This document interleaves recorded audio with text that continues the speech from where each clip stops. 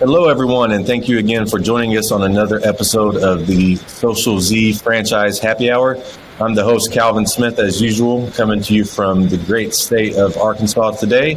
I've got two Ohio folks with us. We got Court and Hemil, who are both in the food franchising business, and they're going to talk a little bit about why they decided to buy into that industry in the middle of a pandemic and what they're doing to be successful as the economy changes and we go into 2022. So Court and Hemil, thanks for joining us.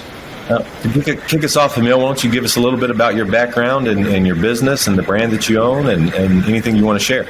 I grew up in the area here since I came to the United States. I always wanted to be in the food business. My family owned different businesses, hospitality, hotels, gas station, convenience stores, different food franchisees.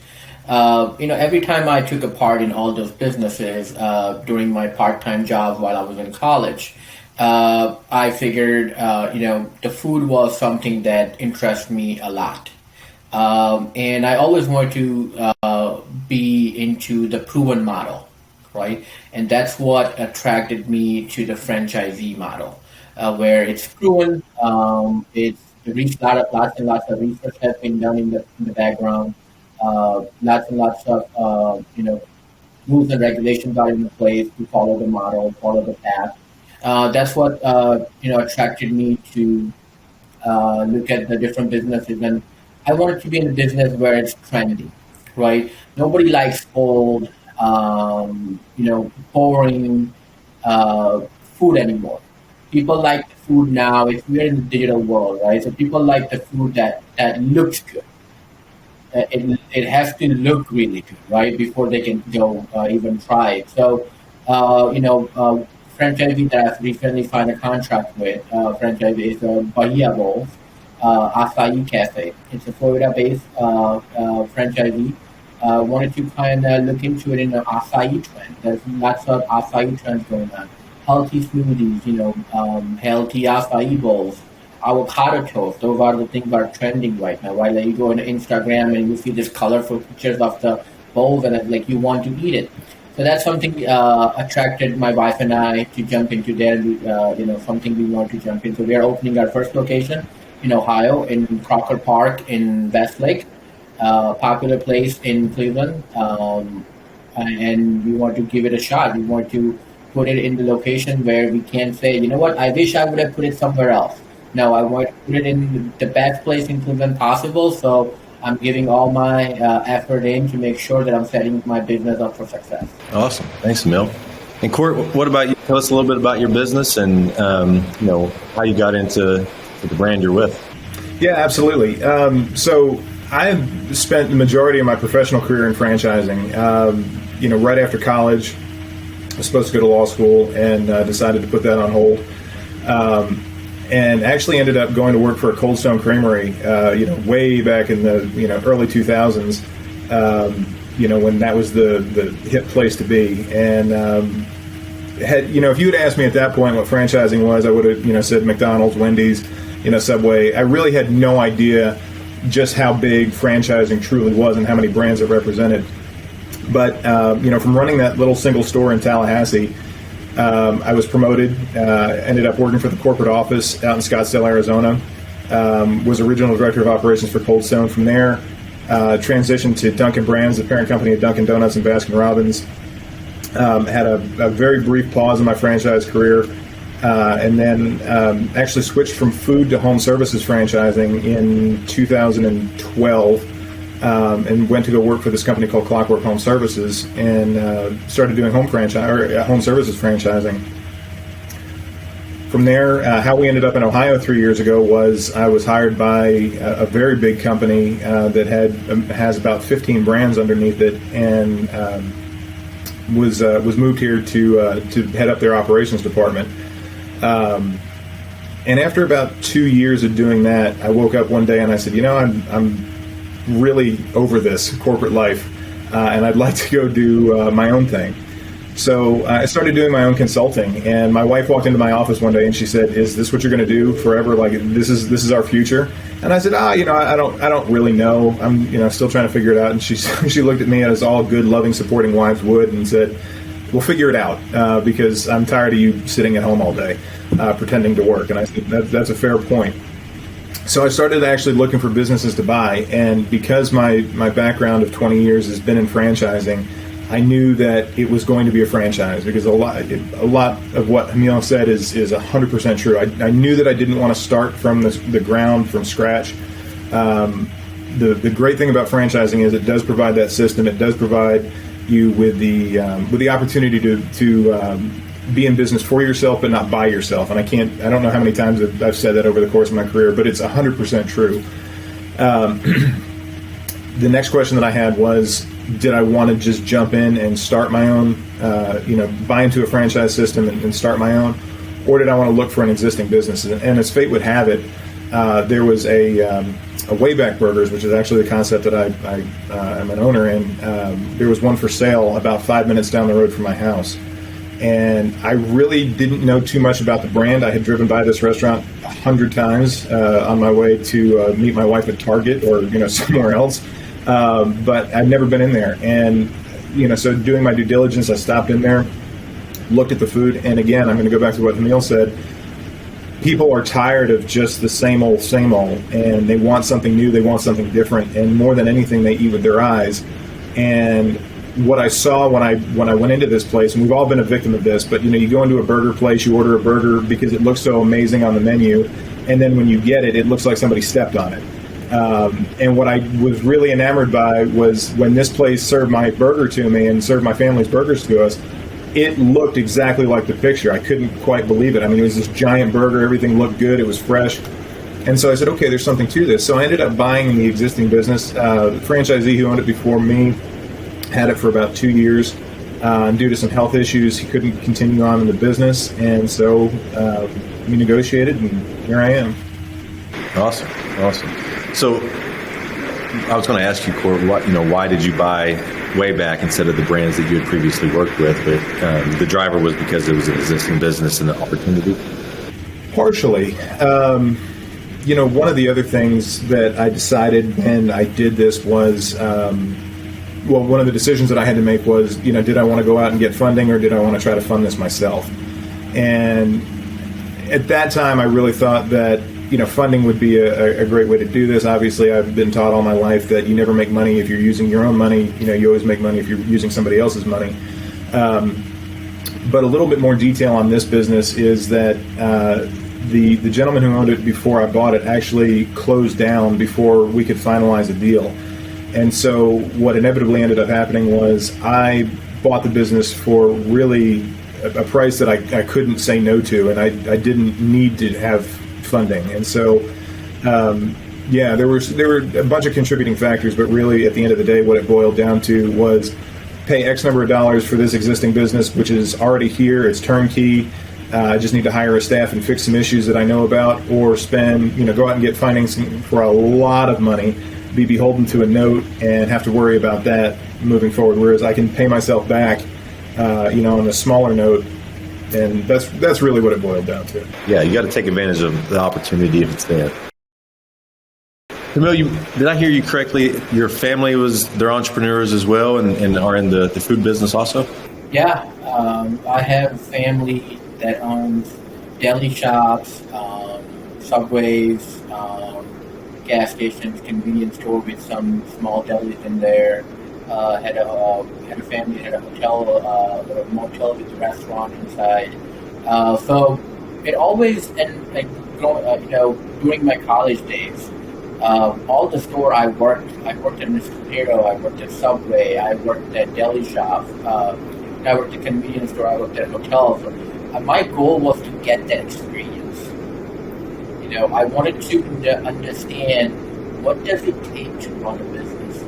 Working in the business is a whole other story, and compared to when you have to own that business, right? All the other extra things that adds up behind the scenes is that not everybody gets to see it. So I tried all of these different things, and just every time I look around, I just like the food. Food was just dragging me. Like like gotta do the food, gotta do the food. And one thing that I really enjoy is serving people. It was when I work in the food, it's like when people come in and you're serving them, you're serving their kids, serving their family, and they're taking it. Oh, I want that. I want that sandwich. I want that wrap. I want that smoothie. I want that pizza. So that's and they crave for it and come back to your location just to get that exact same thing. So that kind of always made me smile inside, and so that food was always for me. And it also, from business perspective, the business model for the food is great, right? The margins are great in the business. There definitely maybe more, a little bit more work involved, a little bit more effort involved. I would say more than maybe some other businesses, but it definitely pays off, right? And to give you an example, with I also own a Papa John's here in Strongsville. My kids love Papa John's. When they want pizza, I was like, hey, can we get a pizza, please? I don't have to pay for it. It's paid for already, right? Works out. So, but that's something that I enjoy doing, and it just worked out well for me. And I like the food business model. I like the model as a business on the food cost and the labor and the profit margins and all that stuff. I think overall it's a good package for us. Absolutely. So Hemil and Court, the question that I have for both of you is, what made you decide to go into food during the pandemic, right? A lot of restaurants were shutting down. Court, you mentioned the gentleman you were buying from had to shut down before you could close the deal.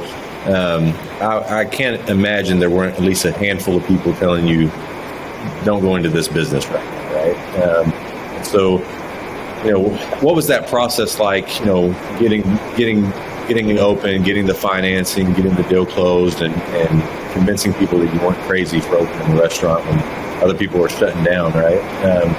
Talk a little bit about that and kind of share your experiences. Yeah, Hemil, do you want to go first on that? Sure. Thank you. So it's definitely, I wouldn't say it was easy. Definitely, I wouldn't say easy. There are many, many nights my wife and I sat down and we said, are we really making the right move?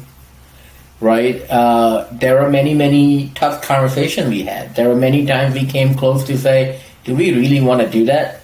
Do you really want to do this? But every time we had those tough conversations, at the end of the day, what we agreed on, we believed in ourselves. We believed in ourselves to say there is a business that we can make it work. And I saw that a lot of food businesses were closing down, a lot of restaurants, a lot of bar market. I think what pandemic, in my opinion, what pandemic affected is it forced us to change the model. I didn't think that it affected the business so much. I think it forced us to change. And the sooner you accept the change, the sooner you adapt to the change, I think the better it starts getting for the business. Right? So right now, you can, as in say, drive-through model or curbside pickup. I mean, it didn't exist. Curbside pickup, what is it, right? I mean, Penn Station had it. Like, drive up and then a Sonic had it, right? Or A&W, location had it, right? So we're like, what is this? Like curbside pickup. So now it becomes popular again, right? And it didn't exist. So and drive-through lines are crazy. People do not want to come in to the store anymore. They want to just drive up and pick up, and not just the drive-through, just the drive-up location too. Drive up window, pick up the order, and go home. They felt safe doing that because of the pandemic issue. Also, the model changed from how we do the business. Our online orders compared to our in-store orders. That model changed, right? That also enabled DoorDash, Uber Eats, Grubhub. I mean, DoorDash became one of the biggest delivery companies in pandemic, right? Now, a lot of companies shut down, but DoorDash is popular. lots of people got employed by DoorDash, Grubhub, Uber Eats. They can make the ends meet by working for them. So those are all things. So what we did, yeah, it was stressful. It was definitely not easy. But what we did is we believed in ourselves. We believed in the model, and we had a plan in place that this is what we're going to do. This is what we're going to do, and we studied the area, and we thought that we have a good plan in place to go and do it. And it's pizza, or even in a court case, in a burger. Everyone's gonna eat burger. Nobody's not gonna eat burger, right? Pizza, everybody's gonna eat pizza. Healthy trend right now for Bahia bowls, everybody's gonna want smoothies, everybody's gonna want salad wraps, and when they see this colorful, beautiful looking, delicious looking food on the Instagram, and they want to go the next day, let's go try that. And I think it's always we had to figure out how to make this food that not only tastes good, but it looks awesome. And I think that's where it started changing for us when we learned the model and we understood that this is what it's going to take to run the business in pandemic. That was great. Corey, you want to expand on that? Yeah, heck yeah. So, Hemil, when did you guys open? I opened Papa John's, so it was existing business that I bought. In Papa John's, I bought Papa John's in May of 2020. So May of 2020, you said? Yeah. Yeah. All right. So you were right smack dab in the middle of it. So I signed my franchise agreement in late January of 2020. We reopened the restaurant February 29th, 2020. We had 2 weeks, exactly 2 weeks of normalcy, we'll call it. And then I'll never forget it. It was March 13th when, here in Ohio, Governor DeWine said, all right, things are getting a little bit shaky. And then I think it was 2 days later on the 15th, I want to say, that he went on TV, 14th or 15th, he went on TV and said, that's it. Everything is shutting down. And I'll never forget it. I was sitting on the couch watching this press conference, and I just looked at my wife and I said, well, that's it. We're done. I don't know what to say. I don't know what to do. I started texting my employees and calling my employees and saying, guys, here's what the governor is saying. I don't know what tomorrow is going to bring, other than we are going to close tomorrow. It's a Sunday. We're gonna take some time. I need a few minutes to evaluate and analyze all the data that's coming out from the health department, from the governor's office. Anything that we need to do in the restaurant, if we're allowed to reopen, we're going to do. But I just need everybody to give me some time. And the worst part about it was that we had been open for 2 weeks, like I said. I had been hiring. Obviously, I had my opening crew. I was continuing to hire post-opening, and I knew immediately that we were not going to be doing the revenue that I was forecasting month one, month two, et cetera, et cetera. So the hardest part for me was looking at my employee list and saying, okay, you are a must-have. Unfortunately, I've got to lay you off, because it was a learning experience, and as we've been discussing, a lot of restaurants and a lot of hospitality businesses closed very quickly and in very short order. I was not going to be one of those people. And so I immediately, none of us knew what to expect, what the hell was going to happen, the next day. But I knew right away that it was either get lean or die. And so that's, I started, unfortunately, with labor. Then once we started figuring out, okay, the dining room has to close, but we can still do carry out and delivery, we're going to pivot to that. So I knew right away that I didn't have to have as many people on a shift, on staff, for just doing carry out and delivery. Again, to Hemil's point, we went 100% to DoorDash, Grubhub, Uber Eats. We were also using Postmate at the time, which I think which was absorbed by Uber Eats or Grubhub, one of the two. But those platforms really sustained us. Wayback has an app that you can use and call ahead and order, which was great. But there still weren't a lot of people who were venturing out. When all of this first happened, people were so reluctant, so hesitant to come out of their house and actually come pick up food, regardless if it was curbside or not, they didn't want to leave. So DoorDash, Grubhub, and Uber Eats sustained us. And when we were able to reopen on the 21st of May, I really had no idea. And as fate would have it, I actually had a health inspection like a week before that reopening date. And so I'm sitting in the middle of my empty restaurant, with my staff doing all these delivery orders. And, he does the inspection, and during the post-inspection debrief, I'm talking to him, and I said, hey, listen, while you're here, what do I do about reopening my dining room? I said, there's so much talk about plexiglass and shower curtains and distancing and this and that. And he said, look, I'll tell you this. Your tables have to be 6 feet apart. He said, if you want to go ahead and put plexiglass up or, put up these shower curtain dividers, he said, that's your call. He said, but let me tell you this. He said, any call that we get saying that you have a dirty piece of plexiglass or somebody doesn't feel safe because, if you put up shower curtains, they don't feel that it's effective enough, we have to come out and investigate it. He said, so my advice to you is just keep the 6 feet of distance, go that route. Don't worry about the rest of it. And that's exactly what we did. And we had no idea what to expect moving forward.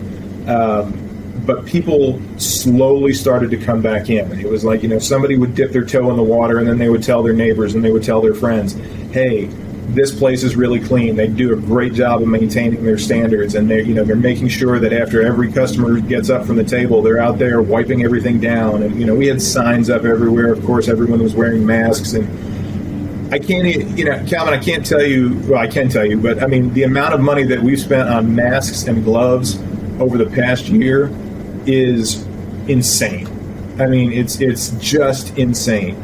And, so, to get back to the original question here, what was it like to open during a pandemic? Hemil really can speak better to that than I can, but I can tell you that nobody had any idea this was coming. And so that's, again, crystal ball, I don't know if I would do it again. I can tell you that, in January, when no one knew what the hell COVID was or, anything else, yeah, I had no idea. I thought, this is the greatest thing ever, and I'm so excited, and life is going to be grand. And no, it was a hell of a learning experience, and it still is every day. I mean, we still are learning, we're still adapting, we're still trying to figure things out. If anybody tells you that they've got all this thing, this whole situation figured out, they're lying to you, because nobody knows what's going to happen tomorrow. And it's just one day after the next, and we'll take it as it comes. We didn't increase our delivery cost. We didn't increase our food cost. We kept everything the same as long as we could have. Even at a certain point, we were taking a less of a profit to keep the prices the same, but we got to the point where we had no other option. And labor shortage right now, it's still pretty high up there, right? Especially in the retail industry, the labor is just not there, and the labor has increased so much over the last year. I would say my profit margin has gone down 3 to 4%, if not more, because of the high labor.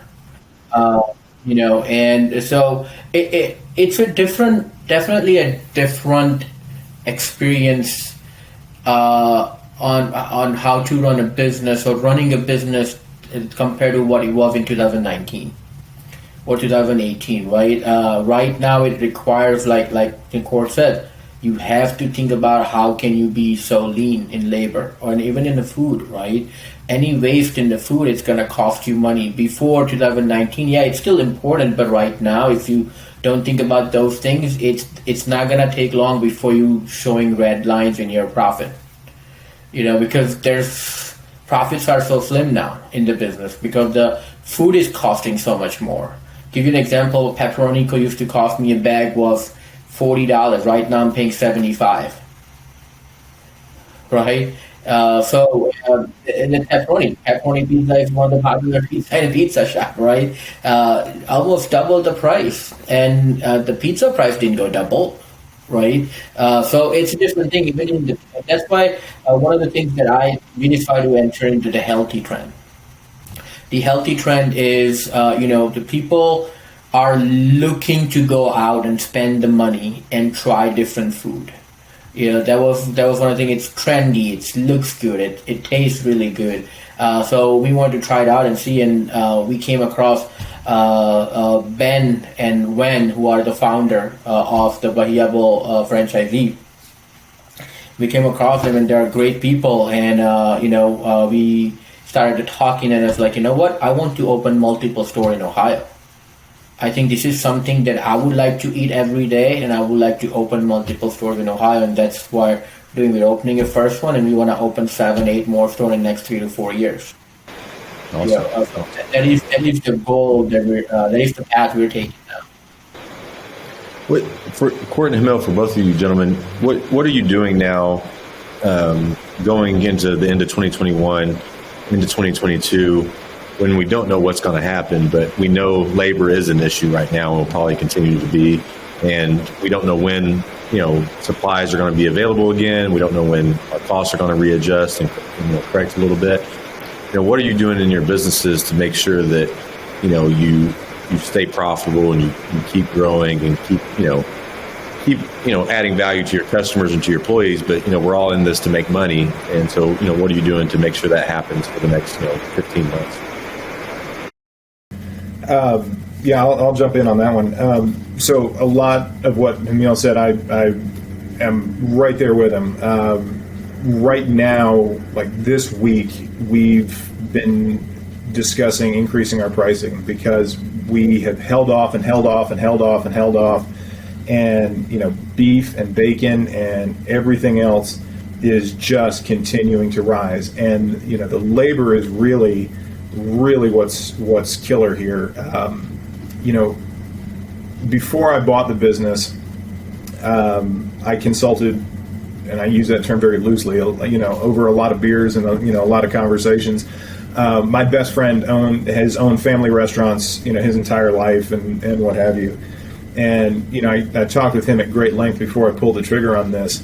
And of course, when COVID hit, he and I were talking, and we'll call it commiserating, every day or every other day, just about the woes that we were going through and how we figured it out. But, the one thing he kept telling me was, if you can make it through this, you'll make it through anything. And, he was right to a certain extent. And then on the other side of what we'll call the true COVID freak out, which is where we are now, we're again in uncharted territory because never before has the labor market been as it is today. And, the amount of frustration that I know I feel, I'm sure Hemil feels, that every small business owner feels right now is that it is almost impossible to find help. And, we all have standards, right? We all say that this is the type of employee that we want working for us. This is the crew member, and that lasts you for so long. And then you're like, okay, can they breathe? Can they fog a mirror? Can they form a coherent sentence? How much are they looking for? If it's not $90 an hour, let's have a conversation with that person. But then the true frustrating part is that you'll put up job ads on Facebook, you'll put up job ads on Indeed and ZipRecruiter and Craigslist or wherever you want to put job ads up. And you get so encouraged because you start getting responses from people, and you start getting people saying, yeah, I'm going to come in for an interview, and this sounds great, and then they no-show. And I can't tell you how many times my manager has come to me and said, Court, I had 3 interviews scheduled today. Nobody showed up, but they were all so excited to talk to me on the phone and go through my little screening, and we discussed pay, we discussed hours, we discussed everything. They were all excited. They said, yeah, that works for me, and then nothing. And so, to answer the question about what we're doing to prepare for 2022, I'm taking care of my employees the best I possibly can because I don't want to lose them. And, I went into this and I said, my corporate liaison was saying, Court, you need to hire 40 people to open your restaurant. You need to hire, at least 40 people, blah, blah, blah. And I said, no, I'm not going to hire 40 people. I'm going to hire 20 people that I really feel good about, that I love and will take care of. And, all I ask in return is the same from them. And I'm blessed that I have a few people still from that opening crew. Obviously we've transitioned, through people over the year and a half that we've been open. But I'm working even harder now to take care of the people that I have, because the labor is so tight. It's so hard to find people. And, where we thought it was a question of money, that's not always panning out. To your point, Calvin, about, being part of business groups and what have you, I'm talking to other business owners that are in every industry you can possibly think of. And I was having a conversation with somebody earlier this week, as a matter of fact, about rate of pay and this and that. And he said, I've got a buddy who is a manager at Amazon. And he said, they're starting people off at $20 an hour with thousands of dollars in signing bonuses and what have you. And he said, Amazon, cannot get people to come to work. They cannot get people to come to work. So it's everything. It's across the board. So, to prepare for 2022, all I can say that I'm doing as far as labor is concerned is I am doing the best I can to take care of the people that work for me today. I am very open to anybody who comes in the door, but again, I will not have my customer service suffer because of the wrong hire. So again, I'm talking to anybody who actually takes the time to come and talk to me. And what I said before about, can they fog a mirror and form a coherent sentence is slightly tongue in cheek, but it's the reality of the world that we live in today. Gone are the days of having a file folder full of 100 applicants that you can just thumb through real quick and pick somebody out and say, I'm going to give this guy a call, and boom, they're in the restaurant the next day and hired and working. So preparing for that, whatever the labor market looks like, I don't know. My manager and I have talked about abbreviated hours. We don't want to do that. But we're prepared for all eventualities is basically what I'm trying to say. I mean, we're doing the best we can to figure this out. But, I think that if the labor market doesn't loosen up a little bit and people don't have a more realistic expectation of what small businesses can actually afford to pay their employees, and if the commodities market doesn't calm down a little bit and the prices start to slow down or stabilize, I think the unfortunate reality of the situation is that you are going to see everyone across the board raise their prices. Not only just to make a profit, but to stay in business, period. I mean, at a certain point, you can't afford to continue to do business if every pizza you sell or every burger you sell or every bowl you sell costs you money before it walks out the door. You can't do it. We're not a nonprofit. We're not a charity. We are a profitable business. This has to stay the same way. So again, it's game planning and it's strategizing. Yeah, absolutely. Hemil, you mentioned earlier, talking a lot about Uber Eats and DoorDash and how they're employing a lot of people.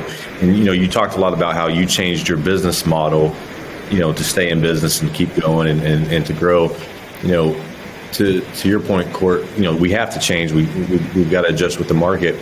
I'm almost thinking in our businesses, we may have to change our employee model, right? A lot of people are looking for gig economy type work or, things where they don't have to be committed full time and things like that. I'm wondering as entrepreneurs and business owners, if we don't have to start changing our mindset to adapt to that a little bit. Finding employees hard as itself, if not keeping them for a long time, right? Right now, it's becoming everybody in the neighborhood is looking for an employee.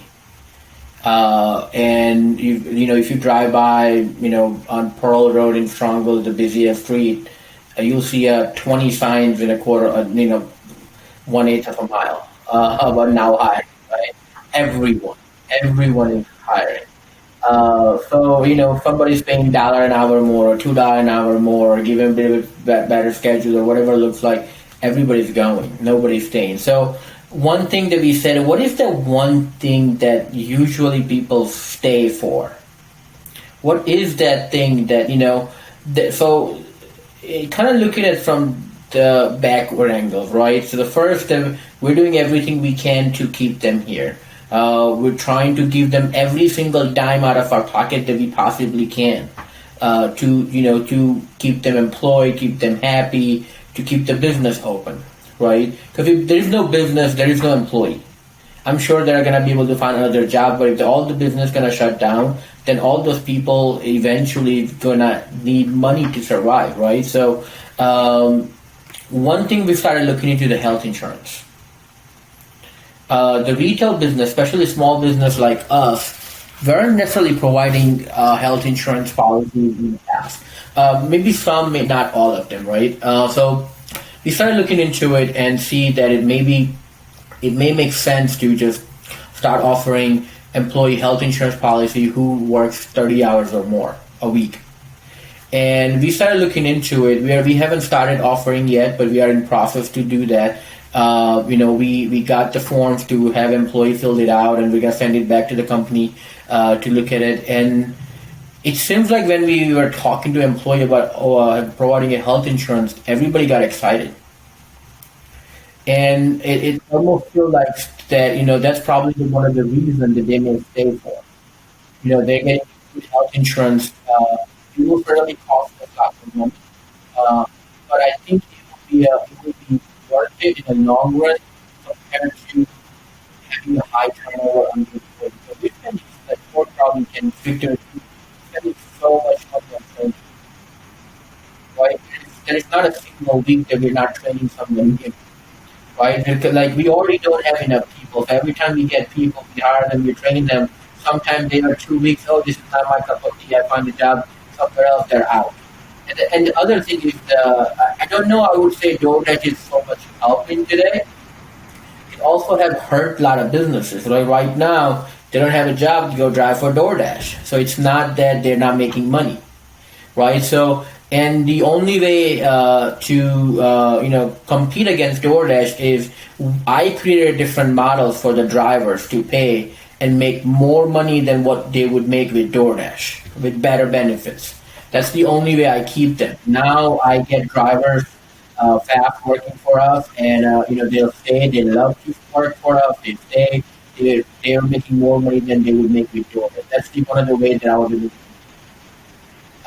And going into 2022, I think I'm going to have to continue coming up with the new creative ways that not only I'm focusing on my business, but I also have to put as much, and if not more, effort on the employee side to make sure that what am I not doing that causing employees to go somewhere else.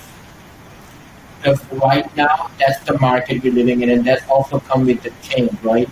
The model of the business has changed. So we have, as a business owner, we also have to change our focus.